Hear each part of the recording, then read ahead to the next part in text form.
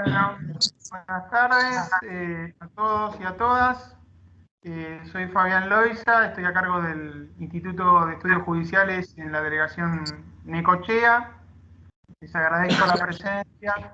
Vamos a recibir hoy a un colega lejano geográficamente, pero cercano en el afecto, por lo menos en lo personal, que es Darío Melano.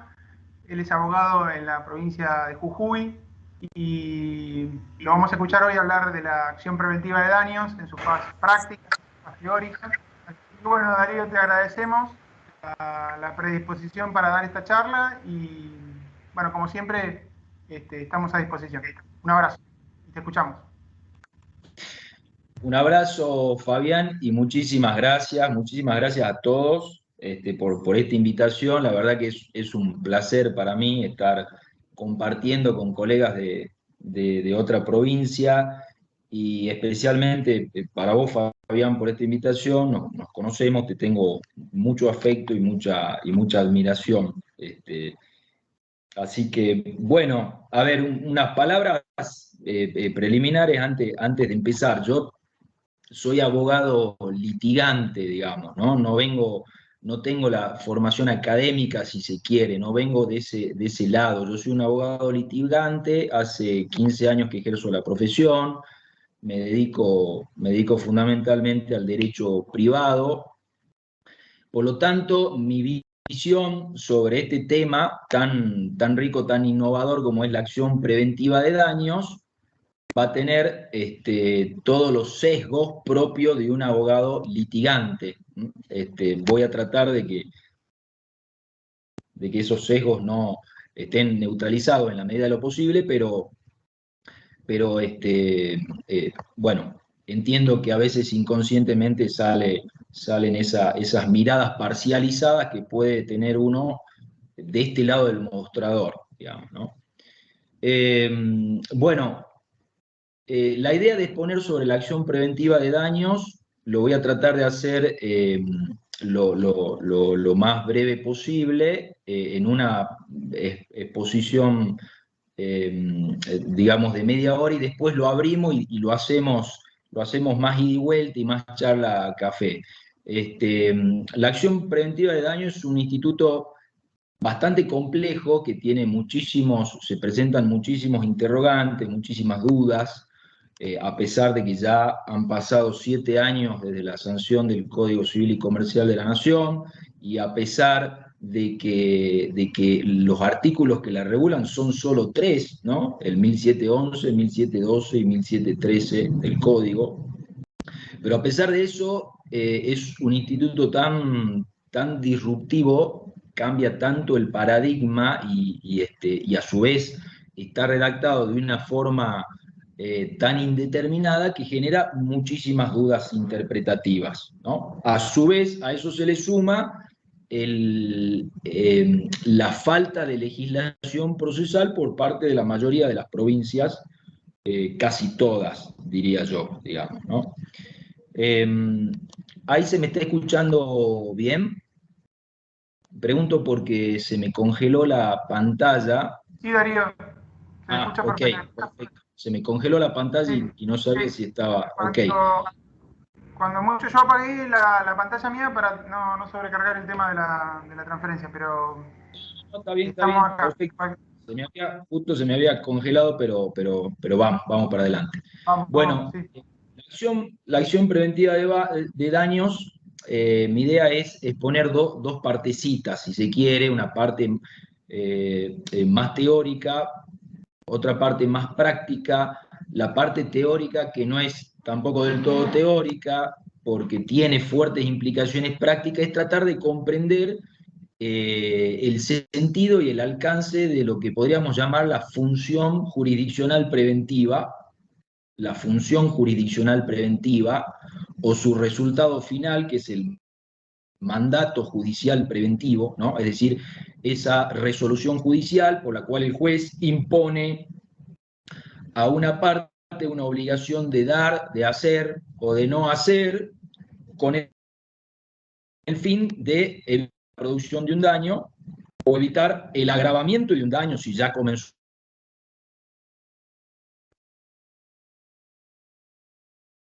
tratar de definir bien el alcance de esto que llamamos función jurisdiccional preventiva, ¿no? ¿Qué tan novedoso es?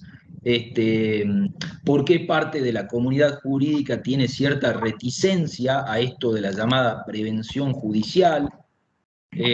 ¿Cómo se compatibiliza la idea de prevenir, ¿no?, con esta otra idea de que un juez tiene que resolver un caso y no una especie de anticipación de hechos futuros? Bueno, esa vendría a ser una primera parte. La segunda parte, que lo podemos llamar más práctico, tiene que ver con, concretamente, una de las preguntas que se hacen los operadores jurídicos, ¿no? El abogado o la abogada cuando va a hacer una demanda es cómo tramito, ¿no?, una acción preventiva de daños, cómo se tramita, cuál es el proceso judicial más adecuado para presentársela al juez, y a su vez el juez cuando recibe una acción preventiva de daños, ya vamos a hablar un poco de esto, le voy a contar cómo sucede en Jujuy, bueno, cómo se puede observar a partir del relevamiento de cierta jurisprudencia a nivel nacional, y ustedes por ahí me pueden contar cómo también funciona en Buenos Aires, ¿no? Cuando el juez recibe una acción preventiva de daño en esos términos, cómo la procesa, ¿no? Entonces, la dimensión procesal, eminentemente procesal de la acción preventiva de daño, ¿no? Bueno, comencemos con la primera parte. Eh, hace relativamente poco vino acá a charlar un jurista a quien yo le tengo mucha admiración, por eso no voy a decir el nombre, ¿no?, porque se dice el pecado y no el pecador, que en el marco de una charla jurídica, ¿no?, hizo la siguiente afirmación. Los jueces no están para prevenir, los jueces están para juzgar, ¿no? Los jueces están para juzgar, no están para prevenir. Fue una frase así al pasar y que pronto la dejó de lado. Yo creo que se debe haber dado cuenta de su error, ¿no es cierto? Porque a ver, hoy uno puede aceptar una crítica o no en relación a lo que sería la función preventiva, si está de acuerdo o no con que los jueces cumplan funciones preventivas, pero lo que no se puede desconocer es que hoy la función preventiva es derecho positivo, ¿sí? Hoy es derecho positivo y lo tenemos regulado en el Código Civil y Comercial de la Nación.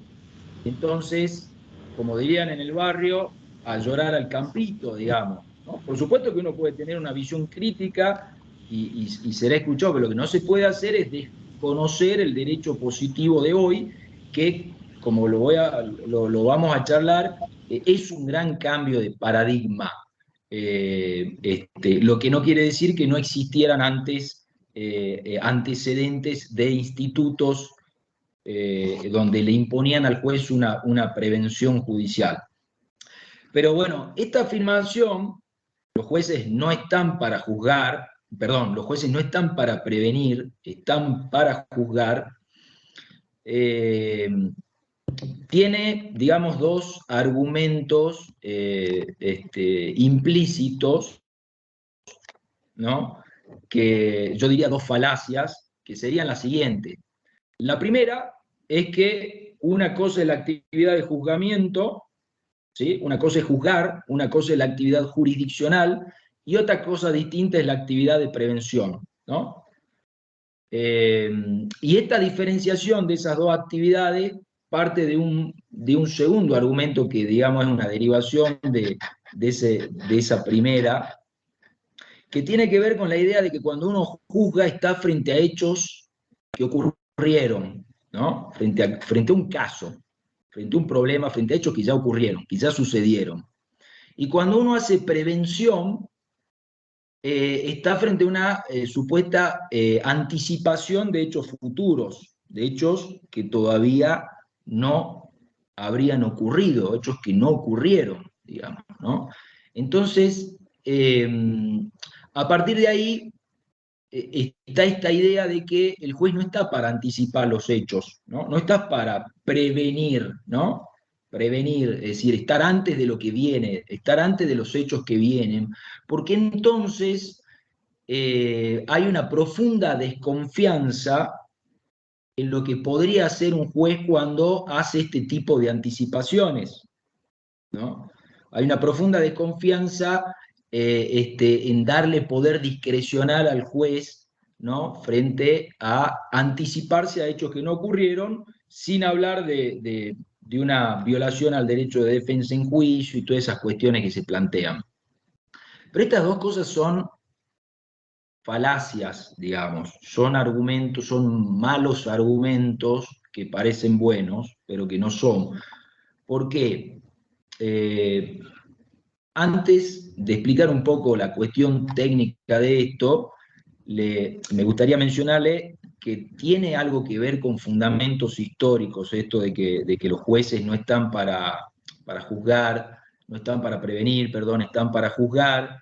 Esa profunda desconfianza en el Poder Judicial tiene raíces históricas, digamos, ¿no? El proceso de codificación que se da después de la Revolución Francesa es un proceso en donde hay una profunda desconfianza en el Poder Judicial. Piensen ustedes que la Revolución Francesa le cortó la cabeza a todos menos a los jueces. Los jueces del nuevo orden judicial, digamos, continuaron siendo los del antiguo régimen, lo que pasa que estrictamente limitados, ¿no? Recuerden la frase de Montesquieu: el juez es la boca que pronuncia las palabras de la ley, el juez se tiene que limitar a una aplicación mecánica de la ley, y solamente a eso, digamos. Entonces, frente a la norma, tiene que ver cuál es el supuesto de hecho que comprende la norma y aplicar la consecuencia jurídica que establece la norma. Y por lo tanto siempre juzga hechos del pasado y no supuestamente hechos del futuro, que vamos a ver que no es lo que sucede en la prevención, estrictamente, digamos, ¿no? Pero, mire, comparemos esta frase de que los jueces no están para prevenir, sino con lo siguiente que les voy a leer. Y ustedes me dicen a ver si pueden, si pueden imaginar a quién pertenece esta oración, ¿no? Dice: la caución damni infecti del derecho romano, cuyo fin era procurar al vecino una caución para reparar el perjuicio que podría causarle la caída de un edificio, no tiene objeto desde que se le concede acción por las pérdidas e intereses del perjuicio cuando lo sufriese. ¿Sí? La admisión de una acción preventiva en la materia da lugar a plena discusión más o menos arbitraria. ¿Sí? Es decir, esta acción de daño temido no tiene objeto. ¿Por qué no tiene objeto? Dice el autor de esta frase.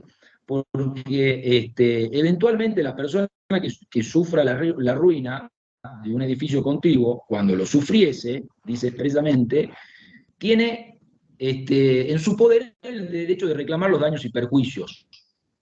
¿Sí? Si le damos poder al juez para anticiparse a los hechos, la resolución que dicte el juez, la medida que dicte el juez, está sujeta a resoluciones más o menos arbitrarias, dice, ¿no? ¿Le suena la frase a quién le puede pertenecer? ¿O a qué época?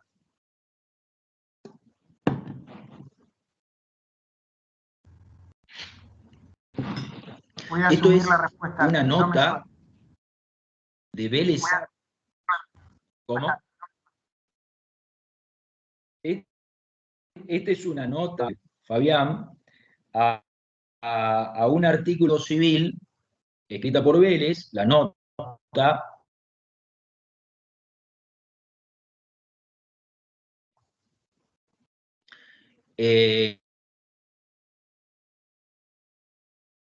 al vecino que teme, ¿no?, de la ruina del edificio contiguo. Es decir, la acción preventiva de daño temido estaba en el Código Civil originario de Vélez prohibida, ¿no? Y a continuación de esa nota, Vélez Arfield dice, para eso está la municipalidad, ¿sí?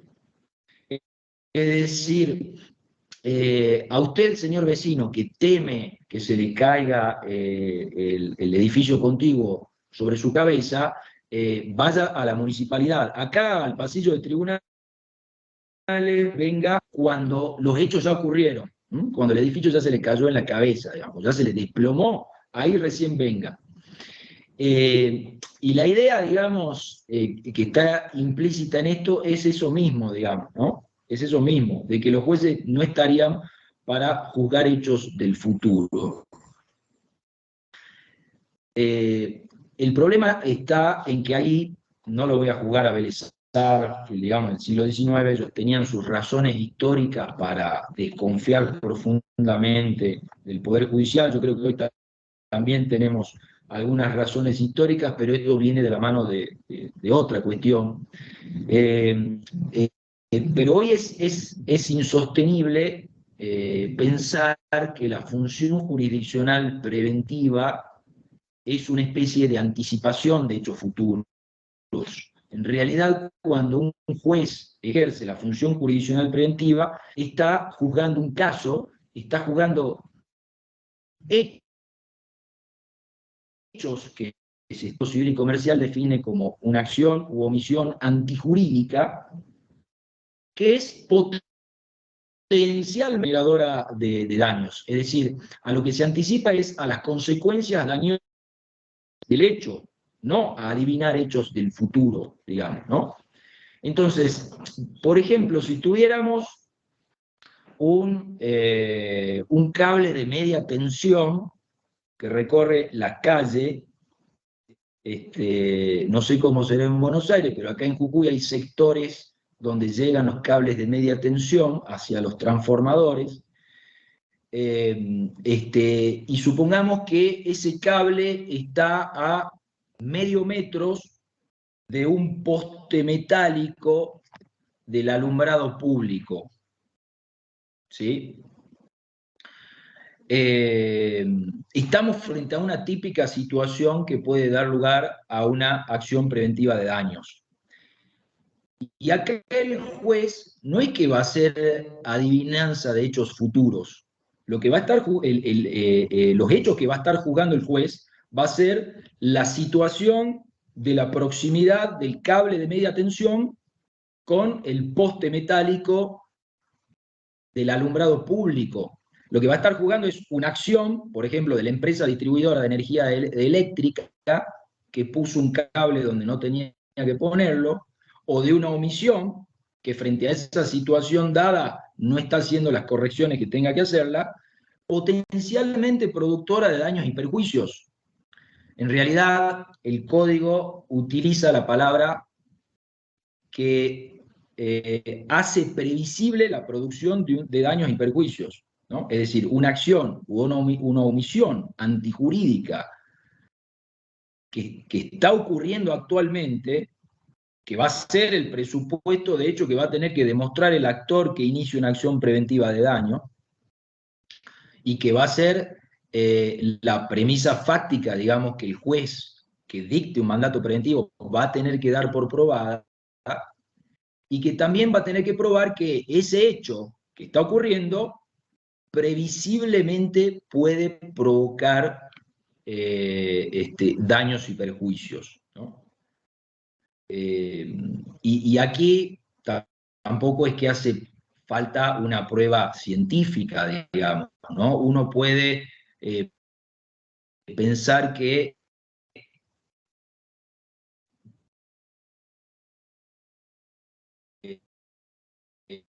sucede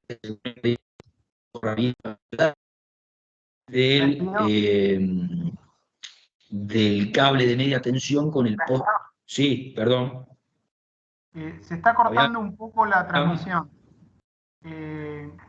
Lo que yo te sugiero es salir de la reunión y volver a entrar como hiciste hoy, porque a veces eso permite una mejora en la calidad de la comunicación.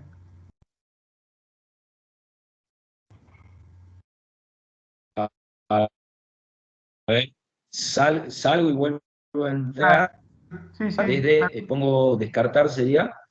sí, salir, tenés que colgar. Fíjate que ahí tenés el icono de colgar. Pido disculpas, pero se estaba cortando mucho y la idea es que podamos... Ahí volví. Eh, Bárbaro. yo tengo, me figura la conectividad como si estuviera bien, no sé si seré yo. Sí, ahora no te veo, pero A ver, hola, ahora sí, perfecto. Sí, sí. ahí estamos. Sí, sí. Bueno, ahí está. Eh, bueno, continúo. Entonces, estábamos en el ejemplo, ¿no es cierto?, del cable de media tensión en una proximidad con un poste metálico, y uno puede pensar que según el curso ordinario y natural de las cosas, un viento puede hacer entrar en contacto, ¿no? Pueda mover el cable y tocarlo al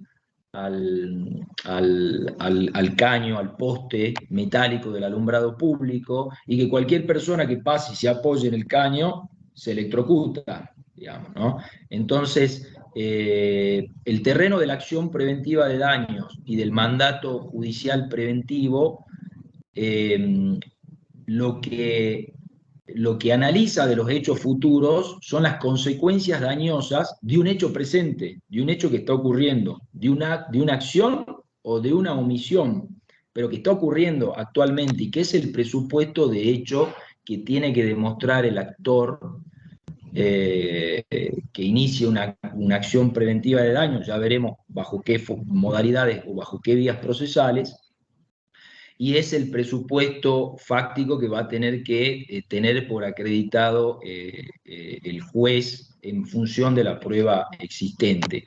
Con lo cual, la función jurisdiccional preventiva, a diferencia de la prevención en la que ejercen otros poderes del Estado, como el Poder Legislativo y el Poder Ejecutivo, no es una prevención de hechos futuros lisa y llanamente, ¿sí? Sino que siempre están resolviendo un caso, una acción o una omisión antijurídica que previsiblemente puede generar daños, ¿no? Ese es el supuesto fáctico. Vieron que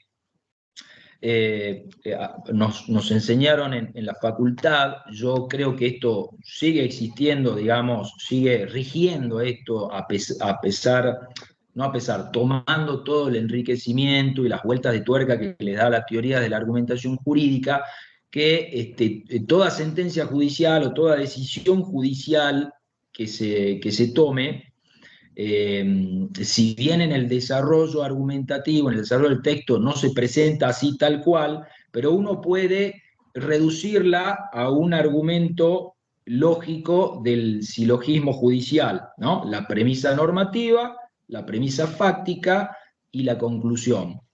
La premisa normativa, nos enseñaron, es un enunciado condicional.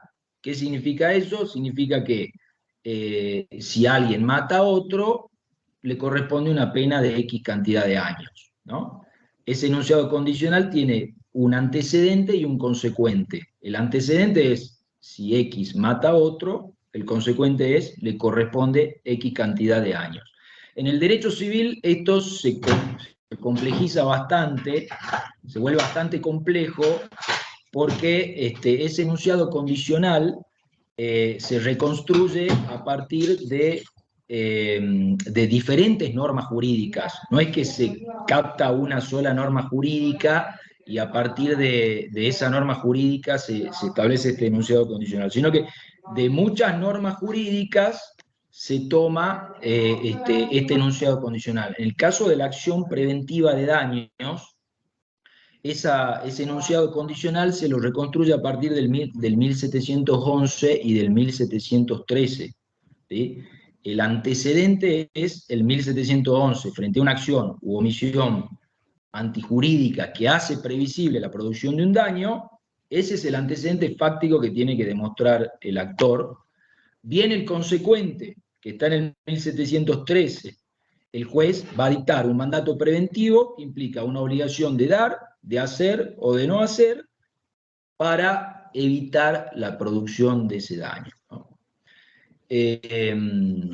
Pero se da el juzgamiento de la función jurisdiccional preventiva, se da bajo las mismas condiciones, digamos, técnicas que se da cualquier otro análisis de un caso, ¿no? Entonces, lo que incorpora el Código Civil y Comercial de la Nación es un instituto que viene a cristalizar todo un desarrollo histórico. Podríamos mencionar muchos antecedentes. Yo, por ejemplo, para comenzar, les puedo mencionar que el amparo, la creación pretoriana del amparo y la Ley Nacional de Amparo, que es del año 1966, ya incorporaba una función preventiva, porque el amparo funciona no solamente cuando un acto u omisión ha conculcado un derecho, sino también cuando lo amenaza o cuando en forma inminente decía o dice la ley, vaya a afectarlo, digamos, ¿no? Entonces, claramente, ya vamos a ver inclusive que algunos autores sostienen que una de las tantas vías procesales por la cual puede deducirse una pretensión preventiva es la del amparo, ¿no?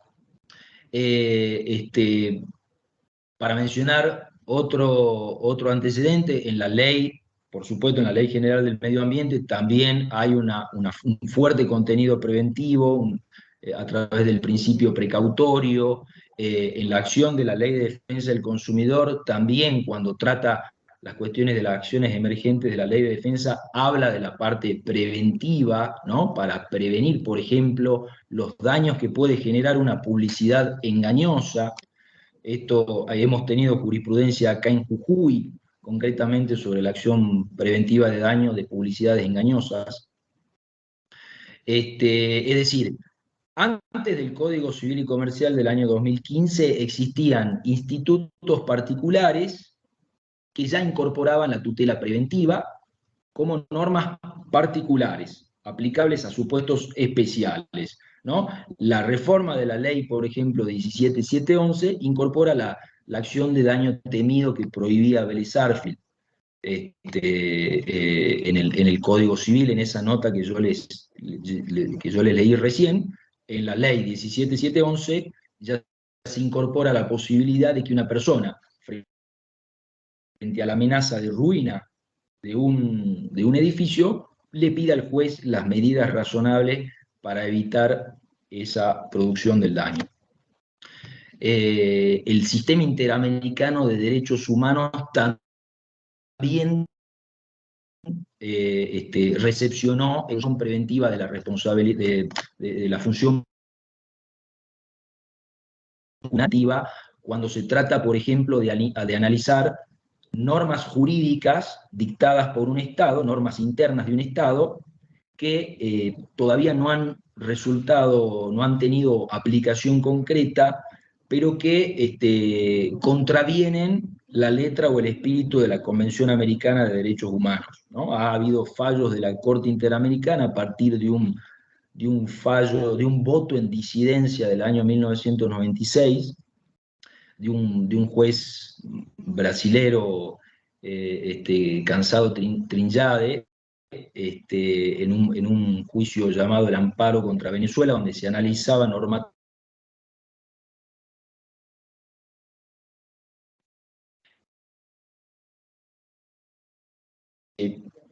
fallo, la posibilidad de ejercer un control preventivo sobre las normas internas de un Estado. Entonces, el instituto que adopta el Código Civil y Comercial implica un gran cambio de paradigma porque es una norma general, es una norma que cuando la leemos tiene un carácter claramente general, indeterminado, que viene a garantizar la función central, digamos, una de las funciones centrales de la responsabilidad civil, como es la función preventiva, ¿no? Eso por un lado, por la parte de los aspectos teóricos, como yo les decía.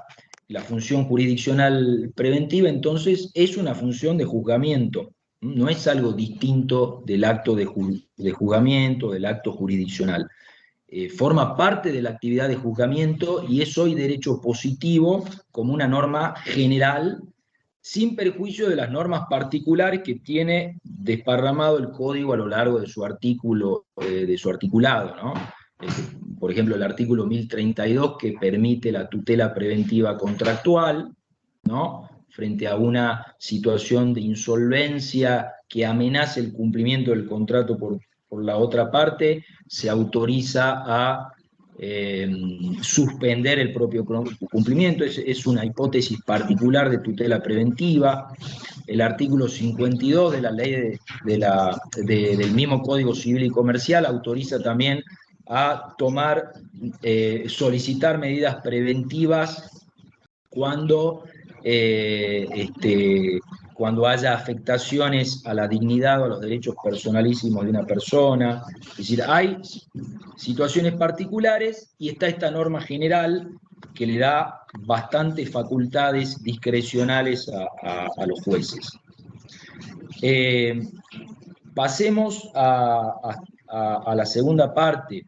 Yo le decía que tenía que ver con más implicancias prácticas. Lo desarrollo brevemente y luego lo hacemos más abierto y más dialogado, y en todo caso puedo profundizar otras cuestiones. En la segunda parte nos preguntamos cuáles son las vías procesales adecuadas para darle tratamiento a una acción preventiva de daños, ¿no? Aquí podemos sacar algunas conclusiones a partir de una especie de relevamiento que podemos hacer de la doctrina en general, de cómo alguna provincia ha legislado el tema, y cómo se han dado las respuestas jurisprudenciales en las distintas provincias frente a la indeterminación, digamos, del propio Código Civil y Comercial, ¿no? Porque el Código,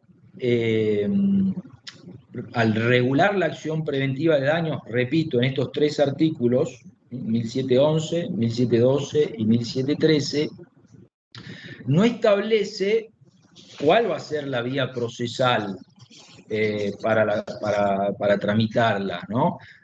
A diferencia de lo que ocurre en otras partes del Código. Por ejemplo, cuando habla de las acciones posesorias, dice expresamente que deberán tramitar por el proceso de conocimiento más abreviado que regule la provincia, ¿no? Esto es proceso sumarísimo. En otras partes del Código también, con el fin, digamos, de garantizar cierta uniformidad del derecho fundamental que está incorporando, establece algunas reglas procesales, ¿no? Entonces, la pregunta es: ¿por qué el vacío? ¿Por qué el legislador decidió no determinar cómo debe procesar una acción preventiva de daño?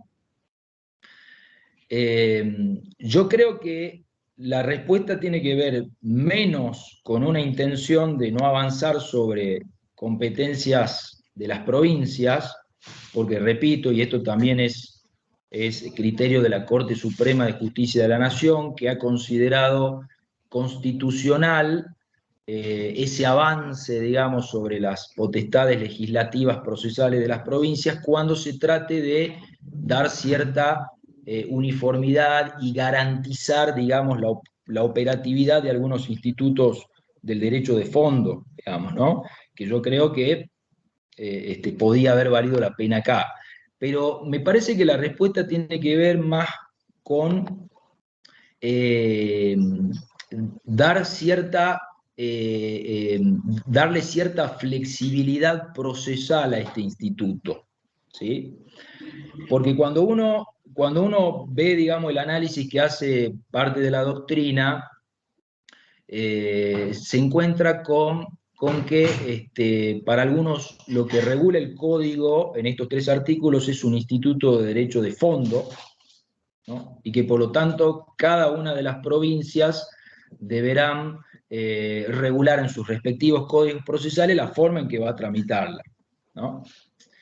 Es difícil de sostener esto cuando la propia denominación del instituto es acción, ¿no? La acción es un concepto más bien del derecho procesal.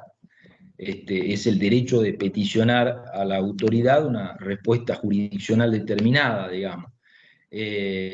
Además, el artículo tiene, digamos, se mete en cuestiones de las facultades del juez, de cómo el juez debe disponer las medidas, qué criterios debe tener en cuenta, cómo debe ponderar todas estas cuestiones. Entonces, yo creo que estamos frente a un instituto de naturaleza mixta, digamos, donde hay cuestiones de derecho de fondo y de derecho procesal, y lo que en realidad se ha buscado es darle cierta flexibilidad procesal a la acción preventiva de daños, digamos, ajustada a las circunstancias del caso y ajustada a lo que cada una de las provincias vaya considerando realizar, ¿no? En cuanto a su legislación procesal y cómo abordarla. De lo que yo tengo conocimiento, la única provincia que la ha legislado ha sido la provincia de Mendoza, en un código civil, comercial y de familia que ha dictado del año 2017, en donde le ha dado el tipo de un proceso urgente, digamos, ¿no? La regula como acción preventiva de daño. Y establece un tipo de proceso que, no sé, podríamos llamar el de las reglas el de la regla de las 3 simples, digamos, ¿no? Una cosa así, porque establece un proceso en donde, formulada la petición con toda la prueba, se le da un traslado al demandado por 3 días. El demandado puede ofrecer pruebas, la producción de pruebas no tiene que extenderse por más allá de 3 días, y recibida la prueba, el juez tiene que dictar sentencia en un plazo no mayor de 3 días, ¿no? 3, 3 y 3, ¿no? Un proceso que no sé si se puede llamar de conocimiento, un proceso urgente de tutela, de lo que se llama actualmente en el derecho procesal de tutela inmediata y efectiva, ¿no? Y ese es el tratamiento que le ha dado el Código Procesal de Mendoza. Pero el resto de las provincias, la inmensa mayoría de las provincias, no la ha legislado, y por lo tanto, lo que ha ido sucediendo en las prácticas jurisprudenciales es que los jueces le han dado un proceso acorde a las circunstancias del caso, digamos, ¿no? En algunos casos se le ha dado el trámite de las medidas autosatisfactivas, que a su vez, no sé cómo será el caso de Buenos Aires, pero en el caso de Jujuy no están legisladas, se las ha admitido jurisprudencialmente bajo la categoría de algo que se llaman las medidas innominadas, ¿no? Medidas cautelares innominadas que tiene el Código Procesal Civil de Jujuy. El Código Procesal Civil de Buenos Aires también lo tiene, visto que lo tiene bajo la forma de medidas cautelares genéricas. Entonces ha hecho como una adaptación y una aplicación analógica la Corte Suprema de Justicia de Jujuy, y ha adaptado las medidas autosatisfactivas, las ha fundamentado, digamos, en esa norma jurídica. Y a las acciones preventivas de daño, en algunos casos las ha tramitado bajo esa forma procesal, bajo la forma de una autosatisfactiva. Hay un caso, por ejemplo, yo les mencionaba recién, de publicidad engañosa, un juicio, una acción preventiva de daños que inició el Estado provincial contra empresas de turismo salteño que vendían paisajes de Jujuy como si fueran de Salta, ¿no? Fue presentada como acción preventiva de daño, el juez, en virtud de sus facultades ordenatorias, les dio el trámite de una autosatisfactiva y en función de la prueba que tenía, dictó la sentencia sin sustanciarla, digamos, ¿no? En muchos otros casos, el proceso que se le ha dado es un proceso sumarísimo, cuando las circunstancias del caso requerían, por cierta complejidad de la prueba, cierta producción de la prueba, se ordenaba un trámite de un juicio sumarísimo, ¿no? ¿Qué es lo que sostiene la doctrina en general, digamos? La doctrina en general, eh, eh, a ver, tenemos criterios que discrepan y que en algunos puntos son coincidentes. Yo puedo mencionarle el de tres autores muy brevemente. Por ejemplo, Jorge Galdós sostiene que la acción preventiva de daños tramita como una pretensión preventiva, ¿no? Uno cuando postula su demanda la postula bajo la forma de una pretensión preventiva que puede tramitar según que se trate de una pretensión principal o según que se trate de una pretensión accesoria, digamos. Si se trata de una pretensión principal, dice Galdós, es autosatisfactiva, porque agotada la pretensión no es necesario iniciar otro proceso. Tratándose de algo accesorio a un expediente principal, tendrá que ser bajo la forma de una medida cautelar innovativa, digamos, en donde se busque algún adelanto de jurisdicción, ¿no? Según los estándares que ya dio la Corte Suprema en el caso Camacho Acosta de fines del 90, que es un hito en la justicia preventiva, digamos, ¿no? El caso Camacho Acosta, si bien es un caso en donde el daño ya se produjo, el anticipo de la jurisdicción, en ese caso, que tiene que ver con una prótesis que necesita ese trabajador que ha perdido su antebrazo, tiene que ver con la idea de evitar el agravamiento del daño a su salud. Por eso tiene claramente un contenido preventivo esa medida cautelar innovativa, ¿no? Entonces, esas serían las dos vías. Por ejemplo, Mabel de los Santos sostiene algo similar, pero dentro de las pretensiones principales, además de la autosatisfactiva, pone el proceso de amparo, que como dije hace rato, claramente admite tanto la ley del año 66 como las leyes provinciales, como la Constitución Nacional, admite que pueda promoverse el amparo cuando un acto o una omisión, si bien no produjo ya el daño o la violación, más bien a algún derecho constitucional, es inminente que lo produzca, ¿no? El amparo y el habeas data menciona también ahí Mabel de los Santos. Otro sector más reticente con las ideas de las autosatisfactivas, por ejemplo, Andrea Meroy, ¿no? Una procesalista, diría yo, discípula de Alvarado Belloso, sostiene que las acciones preventivas de daño, en tanto se busca una sentencia de condena preventiva, tiene que tramitar por un proceso de conocimiento. Si no hay una norma especial, como por ejemplo la acción emergente de la Ley de Defensa del Consumidor, que manda por la vía del proceso de conocimiento más abreviado, habrá que tramitarla, dice ella, por el proceso ordinario, y si hay urgencia, pedir las medidas cautelares correspondientes, digamos. Yo creo que esta es la postura doctrinaria menos seguida en la jurisprudencia. Lo que se ve en la jurisprudencia es que la acción preventiva de daño como tal tiene una enorme flexibilidad procesal, digamos, ¿no? Que tiene, podríamos decir, dos dimensiones. Una dimensión tradicional, ¿no? Donde uno puede poner la pretensión preventiva en algunos de estas vías procesales clásicas que he mencionado, ¿no? Una pretensión preventiva dentro de un proceso de amparo, adentro de una medida autosatisfactiva en los fueros que las recepten, ¿no? Porque acá, por ejemplo, en Jujuy tenemos en el fuero federal un juez federal que las declara inconstitucionales y no las procesa o las reconduce y las convierte en amparo.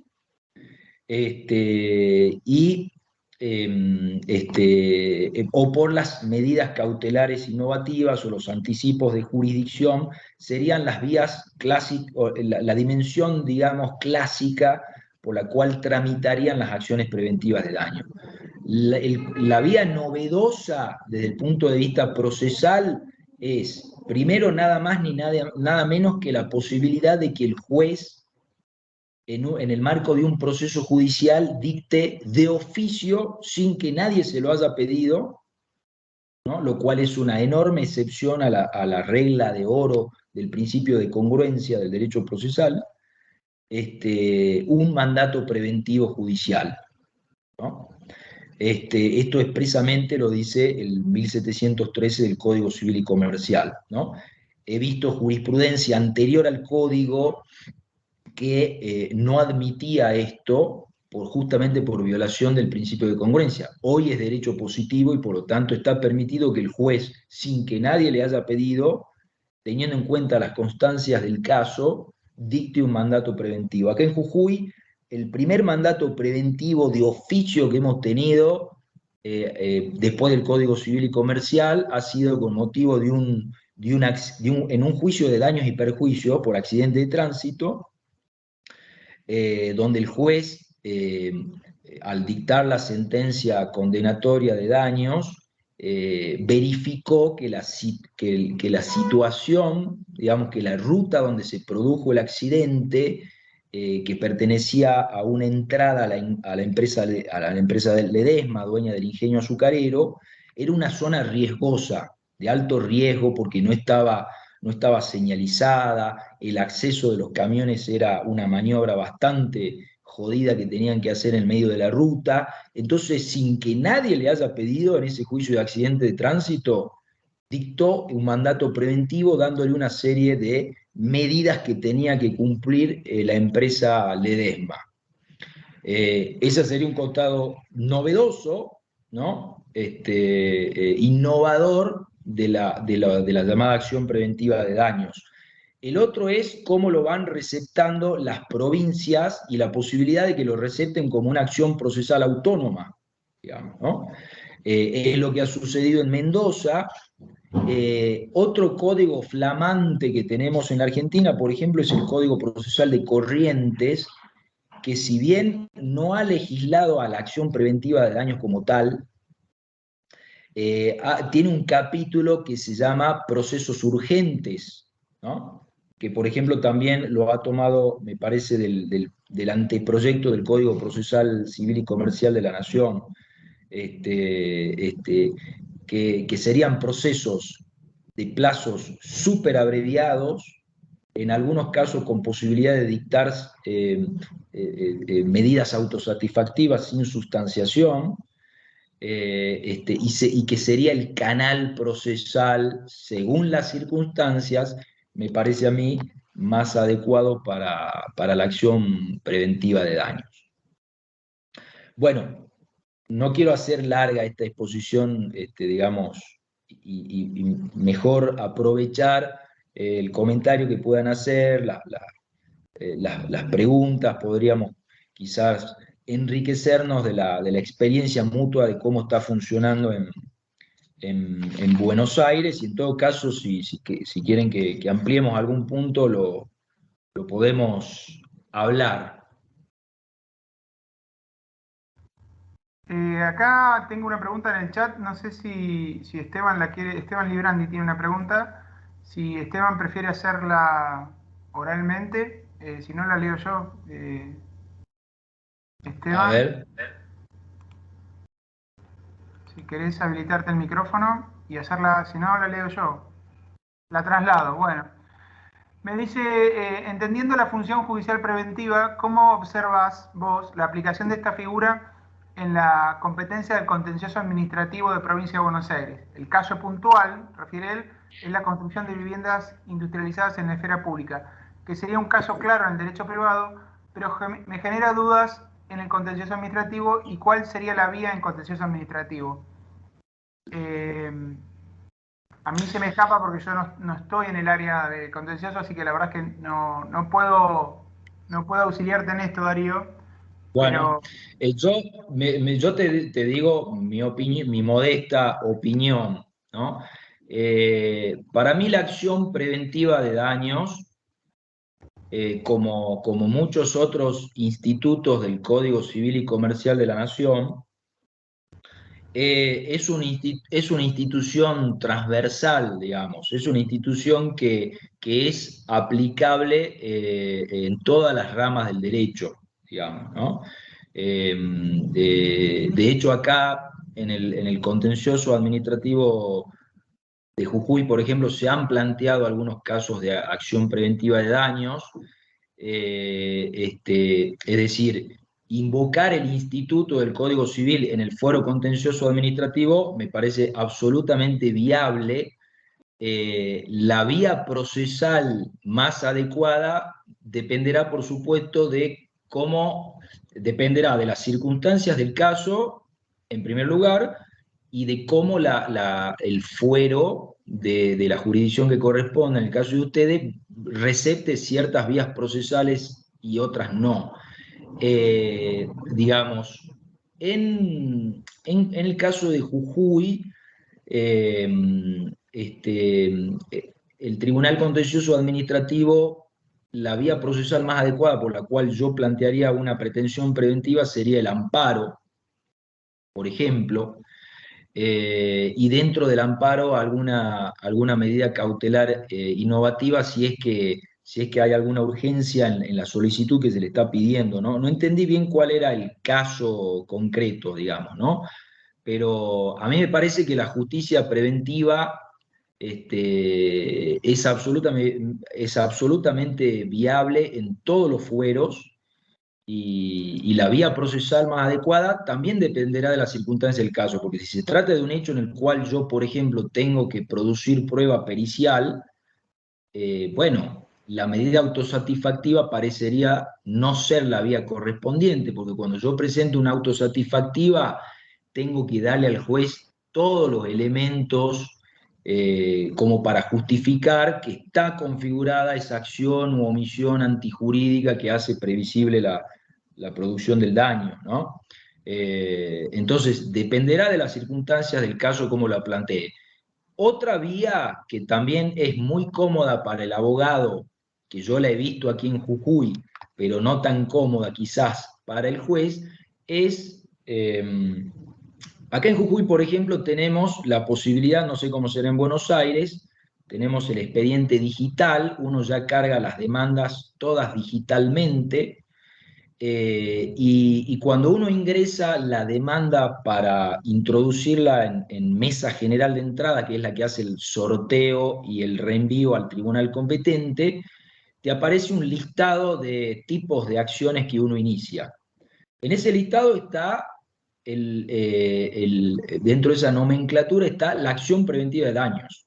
Entonces yo como abogado puedo promover una acción preventiva de daños donde el objeto de mi demanda sea, por ejemplo, que la empresa de energía eléctrica remueva, ¿no?, el transformador que se encuentra al frente de mi casa.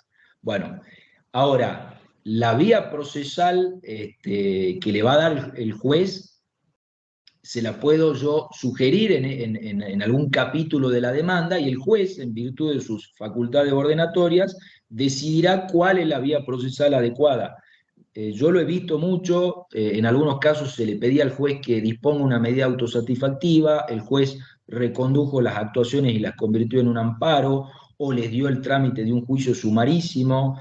Dependerá de la circunstancia del caso y de la urgencia que estén involucradas en las medidas. No es lo mismo que estén expuestos derechos personalísimos a que estén expuestos, no sé, derechos patrimoniales, ¿no?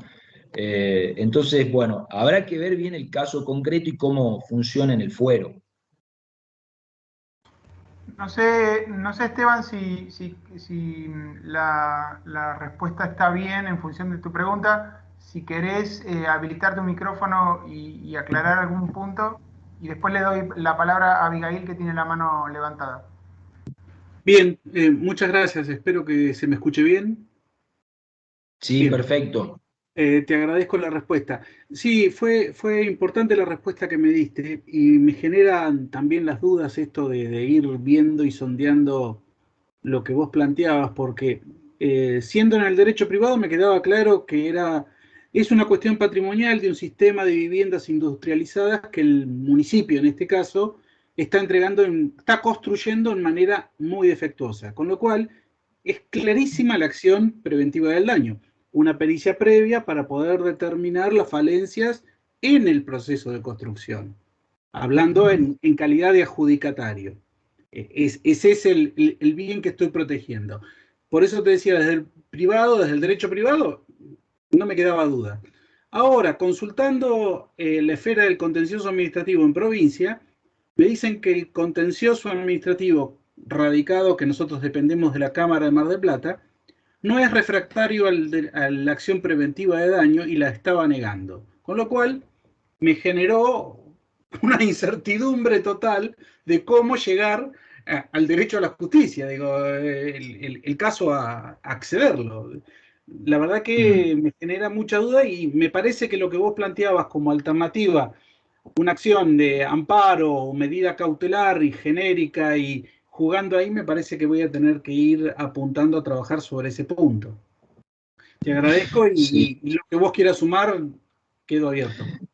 La verdad que me parece que si el Tribunal Contencioso Administrativo está rechazando así in limine las presentaciones de acciones preventivas de daño, me parece gravísimo, digamos, ¿no? Me parece una total denegación del acceso a la justicia frente a un instituto que está regulado en el Código Civil y Comercial de la Nación, que es un instituto que tiene además raíz constitucional. Esto está, no lo digo yo, digamos, lo dicen todos los autores, tiene raíz en el artículo 19 y en el deber de prevención del daño, y el sentido del artículo 1711, 1702 y 13 del Código es justamente garantizar la función preventiva de la responsabilidad civil, digamos. Entonces,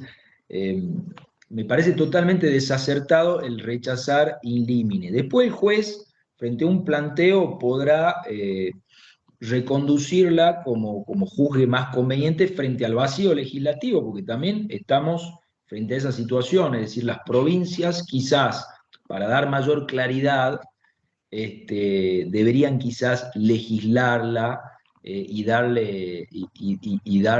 reglas claras de cómo procesar una acción preventiva de daño. Pero con toda la doctrina y la jurisprudencia que hay acerca de esta flexibilidad procesal, digamos, de la acción preventiva de daño, que yo la puedo incorporar dentro de las vías procesales clásicas, yo creo que rechazarla in limine me parece un despropósito total, digamos, ¿no? Abigail, si querés hacer tu pregunta, habilita tu micrófono. Buenas tardes, doctor. Saludos. Yo tengo una duda respecto de, digamos, también era por el tema de las ruinas, porque quería preguntar, usted había dicho que primero había que pasar por el tema de ir a la municipalidad y que vaya a constatar de que, digamos, de la ruina y que está afectando al vecino. Eso si yo quiero iniciar la acción preventiva de daño, tengo que acreditar que la municipalidad no hizo nada.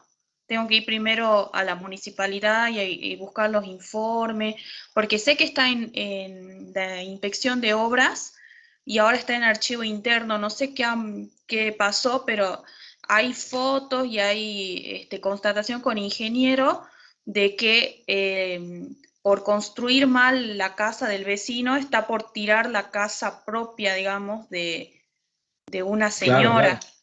Claro, claro. Es la típica acción de daño temido, digamos, frente a la ruina del vecino, pero no, lo que yo mencionaba de la municipalidad es una nota de Vélez Sarsfield. Vélez Sarsfield prohibía este tipo de acción, que uno recurra a la justicia para que el juez adopte las medidas razonables según las circunstancias del caso, porque él decía, estamos hablando del siglo XIX, que para eso el vecino tiene que ir a reclamar a la municipalidad, que el deber de prevención está en la municipalidad, no en el juez. Esto se modificó desde la ley 17711, que incorporó la acción de daño temido, digamos, ¿no? No es un requisito previo ir a la municipalidad. Quizás convenga, digamos, juntar toda la prueba necesaria y adoptar todas las medidas necesarias digamos, para que se hagan los cambios que se tengan que hacer alguna denuncia a la municipalidad, pero no es un requisito excluyente, digamos. Yo lo que le voy a tener que probar al juez para que adopte las medidas razonables necesarias va a ser el estado de ruina que amenaza la propiedad vecina. ¿Y en ese caso va acción preventiva de daño o medida autosatisfactiva? No creo que la vía sea la autosatisfactiva. Va la acción preventiva de daño temido acá. En Jujuy ese tipo de acciones sí está regulada en nuestro Código Procesal y tramita por un juicio sumarísimo, digamos, ¿no? Pero no sé en el caso de la provincia de Buenos Aires, pero a mí me parece que no se dan ahí las condiciones de la autosatisfactiva porque vos tenés que demostrar de manera concluyente y la urgencia. Ahora, si tenés los elementos de prueba que acrediten esos dos extremos, digamos, lo podés intentar, pero me parece que no es la vía. La autosatisfactiva está más pensada para cuestiones que tienen que ver con la violación al derecho a la salud, por ejemplo, ¿no? Bueno, doctor, muchas gracias. No, de nada.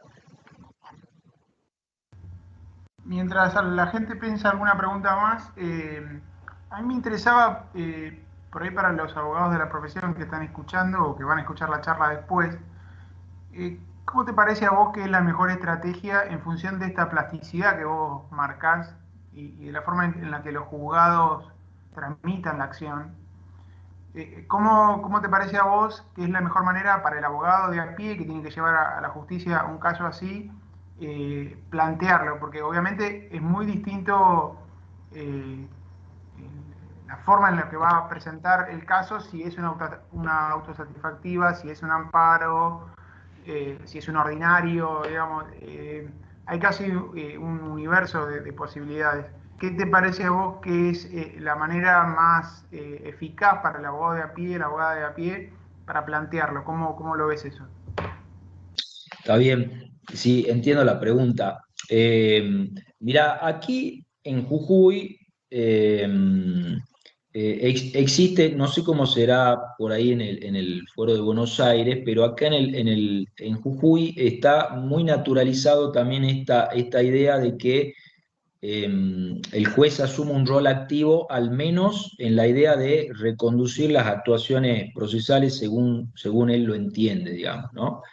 Entonces, frente a esa situación, cuando uno tiene ciertas dudas de cómo orientarla o bajo qué vías procesales, me parece que la mejor opción es promoverla como acción preventiva de daños, así, aclarar cuál es el objeto, pedir concretamente en forma precisa, cuál es la pretensión preventiva que yo estoy solicitándole al juez, y en un capítulo aparte, digamos, de la demanda, indicarle al juez la vía procesal que uno considera adecuada y que por la cual debería tramitarse esa acción preventiva de daños. Acá, en Jujuy, la respuesta, digamos, de la jurisdicción ha sido, en casos súper excepcionales, la autosatisfactiva, cuando verdaderamente hay prueba suficiente de una situación, sobre todo de salud, que puede estar expuesta, y hay prueba suficiente de esa llamada acción o omisión antijurídica. No hemos hablado de la antijuridicidad, pero este es otro tema bastante complicado dentro de esta institución. Y cuando el caso mínimamente requiere cierta tramitación y cierta producción de pruebas, les han dado el trámite del juicio sumarísimo, ¿sí? Eso lo he visto tanto en acciones relacionadas con la Ley de Defensa del Consumidor, donde expresamente, digamos, la Ley de Defensa del Consumidor dispone que todas las acciones emergentes de esta ley deben tramitar por el proceso de conocimiento más abreviado. Entonces ahí el juez tiene un respaldo para decir esto va a tramitar por juicio sumarísimo, pero también, a pesar del vacío legal, digamos, en nuestro sistema, por ejemplo, los juicios sumarísimos son taxativos, ¿no? Nosotros tenemos la ley orgánica donde dice, tramitará por juicio sumarísimo esto, esto, esto y esto. En esa enumeración de la ley no está la acción preventiva de daños. Sin embargo, los jueces le han dado ese trámite en virtud de sus facultades, digamos, ordenatorias y teniendo en cuenta las circunstancias del caso. Con lo cual, es como que le pasás la pelota al juez, por decirlo de alguna manera. Bueno, encáusela como usted crea conveniente, ¿no? Porque si yo la encauso del vamos, por ejemplo, con un amparo, me encuentro con que tengo que cumplir además otro tipo de requisitos, ¿no? Qué sé yo, que haya arbitrariedad e ilegalidad manifiesta. Entonces, ante la duda, parece prudente, en la medida en que tenga una jurisdicción más o menos activa en ese sentido, en el sentido de hacer uso de sus facultades ordenatorias, de plantearla de ese modo, ¿no? Promuevo acción preventiva de daño y veremos qué trámite procesal le da el juez. Porque, a ver, la acción preventiva de daño como tipo de pretensión tiene su respaldo normativo clarísimo.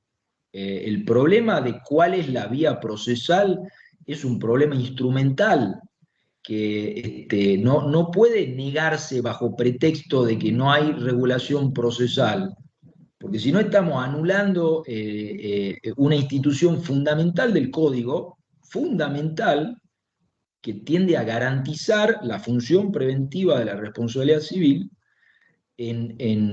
so pretexto de un ritualismo formal, de que no hay una regla procesal que indique cuál es el trámite, ¿no? Y el principio de la flexibilidad, ¿no?, de las formas procesales, me parece que es uno de los principios que está en boga en el nuevo derecho procesal moderno, ¿no?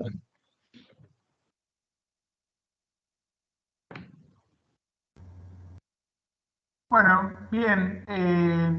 A mí me da la sensación que esa omisión del legislador nacional es justamente en función de esa idea de flexibilidad que le quieren dar. Es decir, me da la sensación que no darle un trámite procesal específico obedece a que la función preventiva necesita de una flexibilidad y una libertad que cada caso le irá dando y en función de eso ir encauzando el tipo de proceso que requiera la situación. Totalmente. No tengo, Claro. no tengo pruebas, pero tampoco dudas, dijo alguien. Creo que va por ese lado. Claro. Y en función del caso, el juez con su prudencia verá dónde la coloca. A mí, en ese sentido, desde el lado del abogado de a pie que fui alguna vez, me preocupaba o me preocupa que se lo descoloque en su estrategia al abogado al establecerse un determinado tipo procesal que lo deje sin alguna herramienta planteada a tiempo y demás.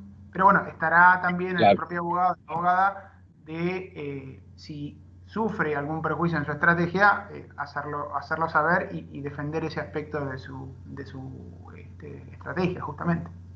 Claro. Sí, sí, de todas formas, digamos, son tipos de pretensiones que requieren por lo general que yo en mi primera presentación tenga toda la prueba que considere necesaria, digamos, ¿no? Qué sé yo, certificados médicos o tratándose de riesgos de ruina del edificio, algún tipo de informe técnico que me dé cuenta de la situación edilicia, es decir, no, este tipo de pretensiones me parece que no da la aventura, ¿no? Decir, me tiro y veremos qué pasa con la prueba. Parece que hay que munirse de elementos probatorios suficientes antes de la entrada en la aventura judicial, porque además el presupuesto fáctico que yo tengo que demostrar no es nada fácil, ¿eh? Es la acción u omisión antijurídica. O sea, son dos elementos de hecho, digamos, que hay una acción o omisión antijurídica y que esa acción o omisión antijurídica genera la probabilidad de producir un daño según el curso ordinario de las cosas. Es una plataforma bastante complicada de acreditar a veces, digamos. Darío, ¿tenés registro de que se haya dado acciones preventivas en el ámbito societario? No registro, la verdad, casos en el ámbito societario. Estoy pensando, no sé, qué hipótesis podría Sí, darse, digamos. en personas jurídicas en Cuestiones general respecto de algún tipo de administrador infiel que del requiera administrador.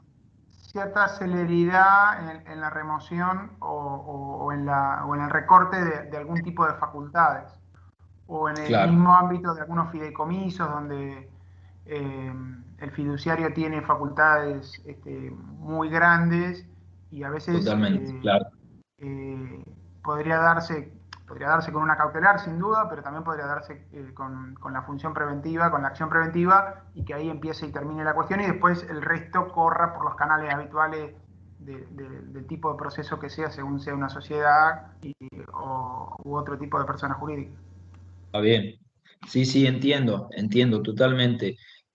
Sí, lo que va a haber que demostrar ahí es que ese, supongamos, administrador infiel, efectivamente está incurriendo en acciones o omisiones contrarias digamos, a las normas de la administración. Ya demostrado eso, lo de previsibilidad del daño va de suyo, digamos, ¿no? Es según el curso ordinario y natural de las cosas. Lo que también sirve estos artículos de la acción preventiva de daños es para reforzar argumentos en tipos de acciones clásicas, digamos, ¿no? Entonces, cuando yo pido algún tipo de medida en algún tipo de proceso clásico en donde esté en juego también la cuestión preventiva, yo puedo reforzar mis argumentos más allá de la cuestión, digamos, procesal, con estas normas de fondo, pidiéndole al juez el ejercicio de esa función jurisdiccional preventiva, ¿no? Es decir, sirve como argumentos reforzados, argumentos jurídicos reforzados cuando se trata de algún pedido en donde estén en juego estas normas. Sí, en el ámbito del peligro en la demora, digamos. Totalmente, claro. Bueno, no sé si alguien quiere hacer alguna pregunta más. Si no, ya lo... Uy. Si no hay otras preguntas, decía, lo liberamos a Darío, le agradecemos. No sé si alguien quiere hacer algún comentario o pregunta más. Vos, Darío, si querés hacer algún otro comentario, algo que te haya quedado por decir. No, me parece que estamos. Quizá un detalle más que como para ponerle un elemento de mayor complejidad a esta cuestión, que ya es compleja de por sí, es la cuestión de la antijuridicidad, ¿no? Porque, claro, cuando requiere una acción o omisión antijurídica, eh, la pregunta es ¿a qué tipo de antijuridicidad se refiere? Es decir, yo tengo que demostrar que esa acción o esa omisión contraviene alguna norma en particular, o esto es la antijuridicidad formal, o vamos a tomar el sentido de la antijuridicidad material, que sí está explicitado en el caso de de los artículos correspondientes digamos, a la indemnización o a la responsabilidad resarcitoria, ¿no? Cuando dice que se considerará antijuridicidad toda acción que ocasione un daño que no esté justificado, ¿no? El problema que tenemos con la responsabilidad preventiva es que todavía no se produjo el daño. Entonces, no nos podemos anticipar a ese sentido de la antijuridicidad. Es decir, a ver, en el ejemplo ese que yo daba del cable de media tensión y en su proximidad con el contacto con el poste del alumbrado público. Yo le tengo que demostrar al juez que existe una reglamentación que establece que debe haber cierta distancia reglamentaria, que debe respetar el cable de media tensión con el alumbrado público, es decir, eso sería la antijuridicidad formal, ¿no? Es decir, mire, señor juez, acá hay una ilegalidad manifiesta porque el artículo tanto dice que los cables de media tensión deben estar a 2 metros y acá están a 30 centímetros, ¿no? O es la antijuridicidad material, es decir, el solo hecho de esa previsibilidad del daño le da al juez el elemento necesario para justificar la antijuridicidad de esa situación, ¿no? Digo esto porque en algunas jurisdicciones, por ejemplo en Jujuy, no existen, no se han adherido a ciertas normativas nacionales que hay en materia de distancias reglamentarias de los cables y de los transformadores, de todo eso, ¿no? Entonces, es todo como a ojo, digamos, ¿no? Es decir, cuando un cable de media tensión comienza a ser riesgoso. Es decir, hay ahí una cuestión en donde va a tener que manejar el juez con cierta discrecionalidad, digamos, y en donde quizás va a tener que conectar cuál es el grado de previsibilidad del daño, ¿no? Y en tanto mayor posibilidad de daño, esa acción o esa omisión estará más en el terreno de la antijuridicidad. Pero bueno, es un tema, es otro tema complicado dentro de la llamada acción preventiva. Sí, es más sencillo en aquellos casos donde el daño ya empezó a producirse y lo que uno procura es que no se siga produciendo, no sea grave. Ahí es más sencillo, pero Totalmente. en los casos de prevención pura sería Claro, totalmente. Sí, pero O en aquellos casos donde algún otro daño se produjo y tenemos un punto de referencia. Acá en Jujuy, por ejemplo, se han dispuesto mandatos preventivos en contra del Estado provincial y en contra de la municipalidad para que realicen obras en un canal que había cercano a una escuela pública, donde ya se había producido meses antes un accidente, digamos, ¿no? Entonces, hay un punto ya de referencia de la potencialidad dañosa que puede llegar a tener y de la antijuridicidad por parte del Estado de no adoptar las medidas de prevención adecuadas, ¿no? Bueno, muy bien. Creo que con ese concepto estamos muy bien, ya cerramos el tema completo. Darío, muchas De 10. gracias.